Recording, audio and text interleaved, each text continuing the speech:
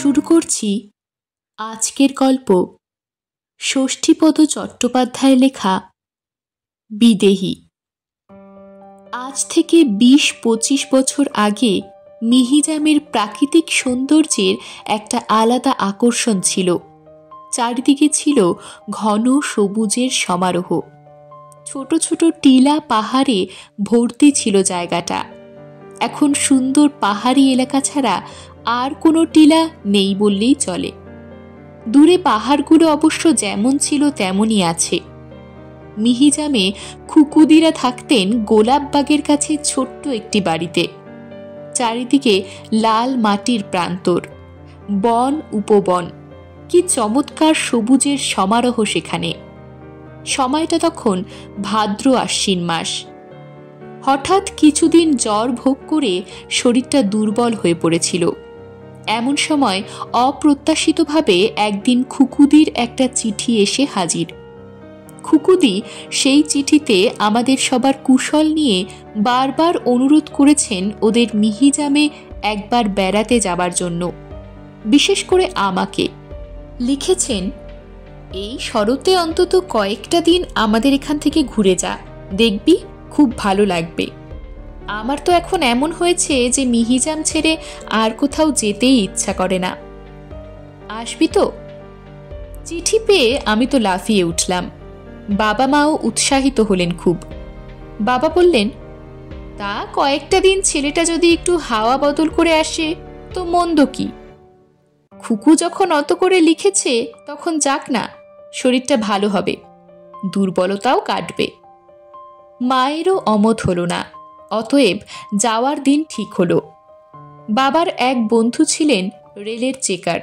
উনি প্রায়ই চিত্তরঞ্জন মধুপুর হয়ে ঝাঝার দিকে চলে যেতেন।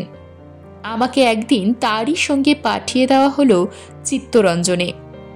মিহিজাম গেলে চিত্তরঞ্জনেই নামতে হয়, লাইনের এপার আর ওপার। খুকুদিরা তো দারুণ খুশি হলেন আমাকে দেখে। খুকুদির বাবা মা খুকুদি সকলেরই আনন্দ আর ধরে না। খুকুদি বললেন, তুই এসেছিস এতে যে আমার কি আনন্দ হচ্ছে তা কি বলবো, প্রায়ই তোর কথা ভাবি। একসঙ্গে ছিলাম কতদিন, এখন আমি একা। আমি বললাম, অনেকদিন পর তোমাকে দেখে আমার আনন্দ হচ্ছে খুব। বাড়ি তো চিনে গেলাম, এখন সময় সূচক হলে আমি একাই চলে আসতে পারবো। খুকুদিদের বাড়িটা দোতলা, ওপরে দুটো ঘর, নিচে দুটো। খুকুদির বাবা মা নিচের ঘরে শোন, খুকুদি ওপরে। খুকুদির পাশের ঘরটাই আমার জন্য বরাদ্দ হলো। আমাকে যে ঘরটায় থাকতে দেওয়া হলো সেই ঘর থেকে দূরের হিলটপের দৃশ্য দেখা যেত ভালোভাবে। বন সবুজে ঘেরা হিলটপের দৃশ্য ছিল কি চমৎকার। জানলা খুললে সুগন্ধ ফুলের সৌরভে মন প্রাণ আমোদ করে দিত। ঘর দেখে দারুণ খুশি হলাম আমি। খুকুদিকে বললাম, আপনার বাবা এই একটা ভালো কাজ করেছেন, এমন সুন্দর পরিবেশে বাড়িটা কিনেছেন যে তা বলবার নয়। খুকুদি বললেন, এই তো 2 মাস হলো কেনা হয়েছে বাড়িটা। আগে আমরা লাইনের ওপারে আমলাদহিতে থাকতাম। বাবার চাকরির মেয়াদও শেষ হলো, আমরাও বাড়ি কিনে চলে এলাম। মাত্র 10,000 টাকায় পেয়ে গেলাম বাড়িটা। ওই জন্যই তো চিঠি লিখলাম তোকে, আয় এসে ঘুরে যা। ভাগ্যিস এলাম, এরপরে মা বাবাকেও নিয়ে আসবো একবার। এমন সুন্দর পরিবেশ, আমার কাছে তো এই বাড়িটা এখন স্বর্গ। দারুণ পছন্দ বাড়িটা আমারও। যাই হোক, খুকুদিদের আদর যত্নে বেশ ভালোভাবেই কেটে গেল কয়েকটা দিন। মিহিজামকে আমি এমনই ভালোবেসে ফেললাম যে এই জায়গা ছেড়ে আর বাড়ি ফিরে যেতেও ইচ্ছে করল না। জ্বরের ক্লান্তি দূর হলে দেহ মনেও বল পেলাম। রোজ ভোরে উঠে খুকুদির সঙ্গে বেড়াতে যাওয়া, তারপর আদিবাসী গ্রাম ঘুরে শাল মহুয়ার গন্ধে মেতে ঘরে ফেরা, বেলায় হাট বেড়ানো, আর বিকেল হলেই হিলটপে উঠে বসে থাকা। এ কি ভোলবার! হাওড়া শহরের ঘিঞ্জি পরিবেশে থেকে যা কল্পনাও করিনি কখনো। একদিন হলো কি, খুব ভোরে আমার ঘুম ভেঙে গেল। অন্যদিন খুকুদি আমাকে ডাকেন, আজ আমি খুকুদিকে ডাকবো বলে দরজা খুলে বারান্দায় এসেই দেখি খুকুদির বয়সী একটি অচেনা মেয়ে খুকুদির ঘর থেকে বেরিয়ে এলেন। এই কদিনে মেয়েটিকে আমি একবারও দেখিনি। কে উনি? এত ভোরে কি করতে এসেছিলেন এখানে? মেয়েটি দারুণ সুন্দরী। এই আধো অন্ধকারেও তার রূপের ছটায় চারিদিক যেন আলো হয়ে উঠেছে। উনি আমার পা থেকে মাথা পর্যন্ত বিস্ময় ভরা চোখে একবার দেখে নিয়ে সিঁড়ি বেয়ে নেমে গেলেন। বিস্ময় আমারও বড় কম হলো না। আমি খুকুদির ঘরের দরজায় টোকা দিতেই ভেতর থেকে সাড়া দিলেন খুকুদি। তারপর দরজা খুলে বেরিয়ে এসে বললেন, ভাগ্যিস ডাকলি তুই, খুব ঘুমিয়ে পড়েছিলাম।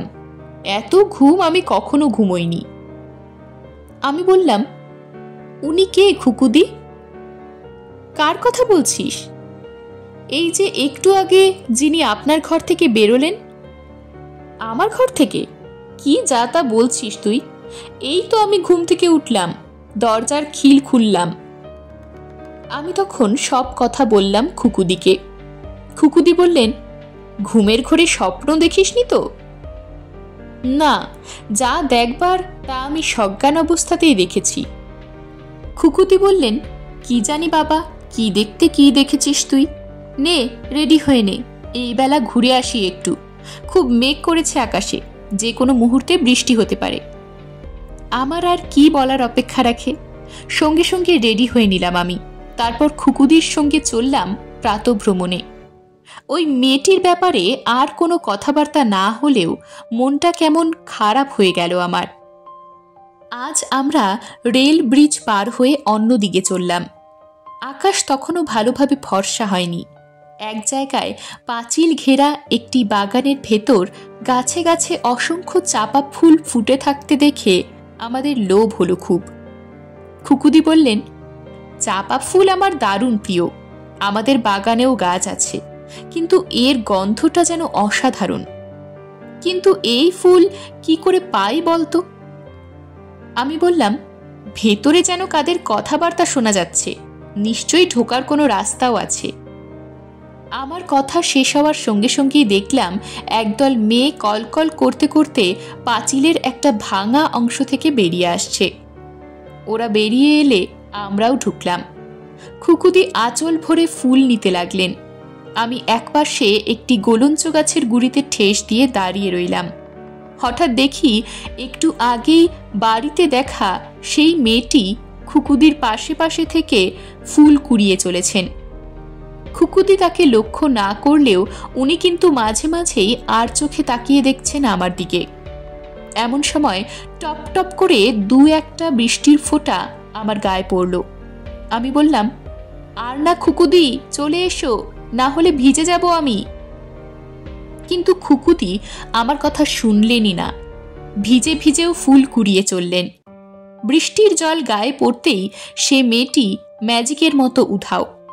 আমি কাছে গিয়ে খুকুদির হাত ধরে টান দিতেই খুকুদি যেন স্বাভাবিক হলেন।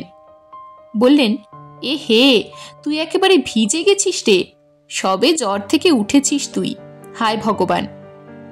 আমি ভয়ে ভয়ে বললাম, খুকুদি, সেই মেয়েটা। কার কথা বলছিস তুই? সেই যাকে তোমার ঘর থেকে বেরিয়ে আসতে দেখেছিলাম। কোথায় সে? এখন কোথায় জানি না, তবে উনি তো তোমার পাশে পাশে থেকেই তোমার সঙ্গে ফুল তুলছিলেন। খুকুদি আমার একটা হাত শক্ত করে ধরে বাগান থেকে বেরিয়ে আস্তে আস্তে বললেন, তোর কি হয়েছে বলতো আজ? বারবার কাকে দেখছিস তুই? আমি আস্তে করে বললাম, একজনকেই। এমন সময় প্রবল বর্ষণ শুরু হলো। আমরা একজনের গাড়ি বারান্দার নিচে আশ্রয় নিয়ে দাঁড়ালাম। ততক্ষণে আকাশ ফর্সা হয়ে গেছে। প্রায় ঘণ্টাখানেক বাদে বৃষ্টি থামলে বাড়ি ফিরে এলাম। এরপর সারাটা দিন বেশ ভালোই কাটল। মাঝে মাঝে মেঘ জমে বৃষ্টি হয়, কখনো রোদ ওঠে। বাগানের শিউলি গাছ থেকে টুপটাপ ফুল ঝরে পড়ে। আমি জানলার ধারে বসে প্রকৃতির লীলারূপ দেখি। দুপুর গড়িয়ে বিকেল হলে তেরে জ্বর এলো খুকুদির। সে কি জ্বর, তার সঙ্গে ভুল বকা। মাথায় আইস ব্যাগ চাপানো হলো। ডাক্তার এলেন, ওষুধ দিয়ে গেলেন। তাই দেখে খুব মন খারাপ হয়ে গেল আমার। এই প্রথম ঘরের জন্য মন কেমন করতে লাগলো। মা বাবার কথা মনে পড়ল। আর একটুও এখানে থাকতে ইচ্ছে করল না আমার। আজ আর বিকেলে কোথাও আমি বেড়াতে গেলাম না। বাড়ির ছাদে উঠে পায়চারি করে সময় কাটাতে লাগলাম। মাঝে একবার গেলাম খুকুদির ঘরে। খুকুদির তখন জ্ঞান নেই। জ্বরটা একভাবে রয়েছে, চোখ দুটো লাল, কাউকেই চিনতে পারছেন না, এমনকি নিজের মা বাবাকেও না। খুকুদির মা সমানে কেঁদে চলেছেন। ওর কান্না দেখে আমারও চোখে জল এলো। খুকুদি বিহনে আমি একা পড়ে গেলাম। রাত্রিবেলা খাওয়া দাওয়ার পর ওপরের ঘরে শুতে গিয়েই বিপত্তি।